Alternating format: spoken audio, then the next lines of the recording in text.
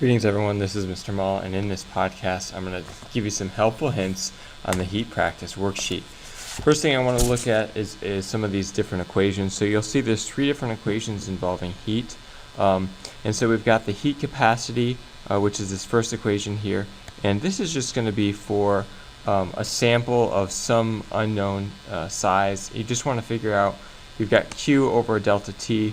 How much energy, Q, is it going to take to heat up that entire sample by a degree Celsius? And so this is when you have just kind of like a general sample. You're trying to figure out how much energy it takes to heat up that sample, but you don't really know either how many grams or how many moles there are.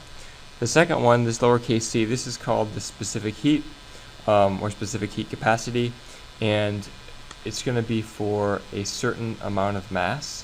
So if I know the mass, you can use the second one. And then the third equation here is the molar heat capacity. And this little n here, it's going to stand for the number of moles. So this is the heat capacity for molar amounts. The other thing I wanted to point out on these is there's a bunch of different conversion factors that you're going to need. Just to remind you, kilo, the prefix kilo is always going to mean 1,000 or 10 to the third. So there's some units issues on this worksheet you're going to need to take into account. And I also have some specific heats for common substances, and heat of vaporization, heat of fusion chart values. I pointed a little arrow here. Conversion for calorie to joules, and all this stuff is here for you. So looking at the first part, for all of these problems, I'd like you to do KEPA, where you write out your knowns, you plug in an equation, you find an equation to use, you plug in your units, and you get your answer with units. So this first set of problems involves this kind of little bold area here. So I'm just going to kind of look at the quantities they give me. It looks like 74.8 joules of heat. So Q is equal to 74.8 joules. I'm just writing out some knowns. To raise the temperature of 18.69 grams, so I know a mass is 18.69 grams of silver from 10 degrees Celsius to 27 degrees Celsius. So I have a initial temperature, 10.0 degrees Celsius, and I have a final temperature, 27.0 degrees Celsius. I'm including both initial and final temperatures because when I look at any calculations involving delta T, it's always final minus initial. Okay, so you can go through. My only hint for the first page is step number 3 asks for the molar heat capacity, but in my knowns they didn't give me anything about moles, so my hint for you is to use the molar mass, convert from grams to moles, and then you can find the molar heat capacity. Alright, let's go to the next page. I want to just model for you a problem, an example problem. So I'm going to do for you example number 5, and I'm going to use that KEPA problem solving strategy. So I'm going to start reading the problem, figure out what I know and what I'm trying to find.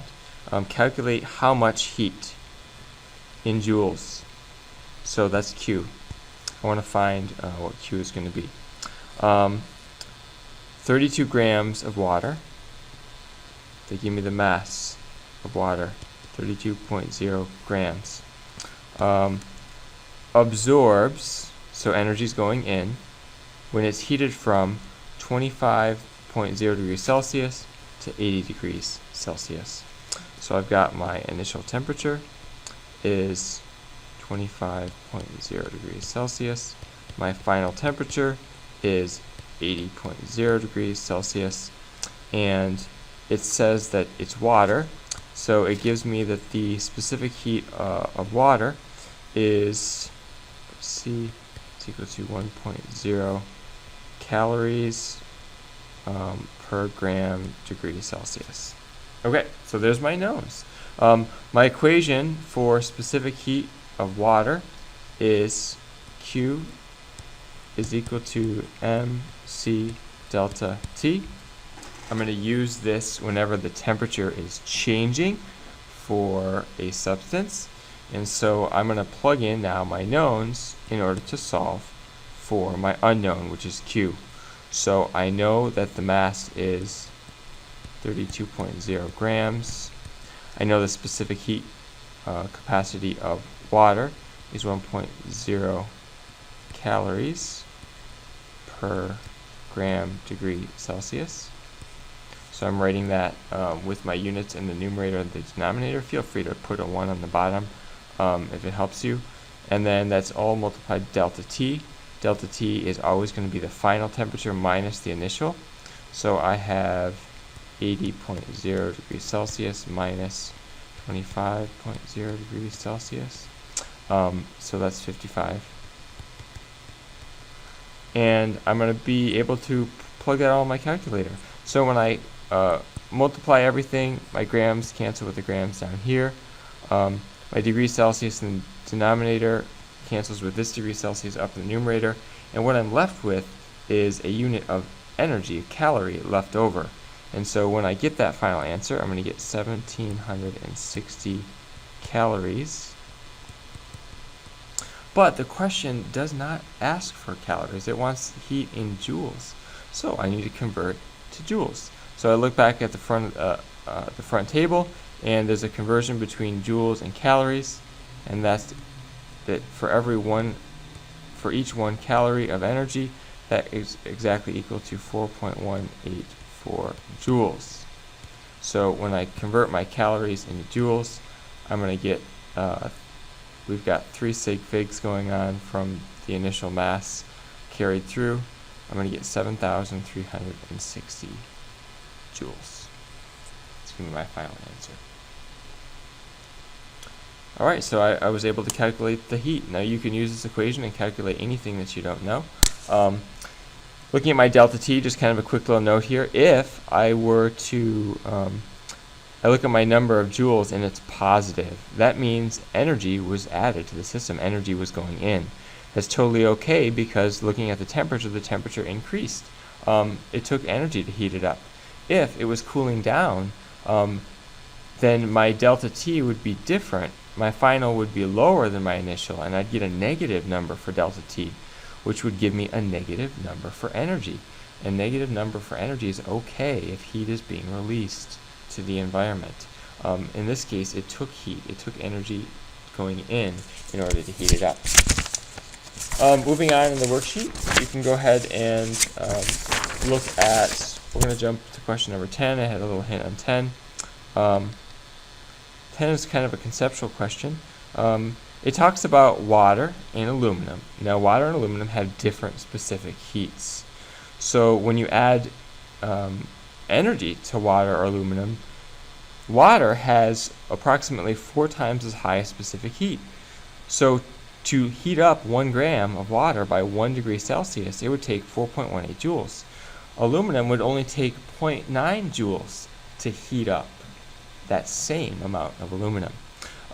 So this question is saying, is there any way if I had the same amount of energy, Q, 2.3 times 10 to the 4 joules, if I pumped that same amount of energy, if I could increase the temperature of each substance by the same amount. So I add that amount of energy to water, and it's going to increase the temperature to 5 degrees Celsius, and then I add that same amount of energy to aluminum, and it's going to increase the temperature by the same amount. The problem is if I have the same amount of water and aluminum, looking at the specific heat values, if I pump in that much energy, it's way easier to heat up aluminum, so the temperature is going to be way greater than 5 degrees Celsius. So the question is there any way that I can do this? And then I want you to explain your answer. So when I look at my little M, I've got C of, this is aluminum, delta T, and then I look at water is MC delta T. I want the change in temperature to be the same for each. And I know that the specific heat of water, or aluminum, is much lower, and the specific heat of water is much higher. So the only way mathematically to get the same Q value, if my specific heat is lower, and delta T isn't changing, then this number is going to have to be larger if I'm multiplying M by some smaller number here.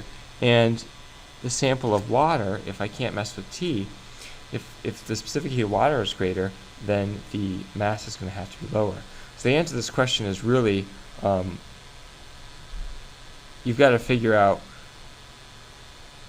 that because it has such a difference in specific heat, you could use less mass of water and still get the same temperature change based on that amount of energy. So when it says to show calculations to prove your answer, why don't you, for water and aluminum, before you explain this answer, why don't you calculate what the mass would have to be in each of these in order to, so go ahead and solve for M and see how those would compare. Alright, the last little hint I have for you is on the last batch of questions, which is on heat of fusion, heat of vaporization problems. And these problems are characterized by the fact that they're all going to take place at a single temperature. There's no delta T at all. So I'm just going to do the first problem for you. It says how much energy is needed to melt ice at 0 degrees Celsius. So there's a lot of information here. First off, I know that it's ice, so it's water. And when I'm melting water at 0 degrees Celsius, that is the melting / freezing point of water. So I'm going to use that delta H of fusion that I have on the front of this worksheet as being 334 joules per gram is my heat of fusion. So it takes 344 joules of heat to melt a gram of water. And I know that I have a mass given of 10.0 grams. And I also am trying to find how much energy. So I'm looking for Q. So I'm going to use my equation with no temperature in it, and that is that the heat is going to be equal to M times delta H of fusion. And so when I plug in my mass of 10.0 grams, and I plug in my 334 joules per gram, what I'm left with is 3,340 joules of energy. Now, it's totally okay that this is a positive number because it took energy to make it melt. Energy was going in to the system. However, all of these problems you're going to have to add later. If they're either positive or negative, you're going to have to add this in separately based on if energy is going in or energy is going out. So if energy is going in, it's going to be positive energy. If energy is going out, then you're going to have to make it negative. And so looking at number 13, it says to vaporize. It's going to take energy to break all those bonds from the liquid to gas. So I should have a negative number on there. Because it's talking about vaporizing and it's at delta or 100 degrees Celsius, I know that that's the temperature at which water gets vaporized. So I'm going to be looking at delta H evaporation. So for these 11 through 14, make sure that you add positive or negative to the sign to make sure that it corresponds with if energy is entering or leaving the system. All right, this has been a Helper podcast, and I hope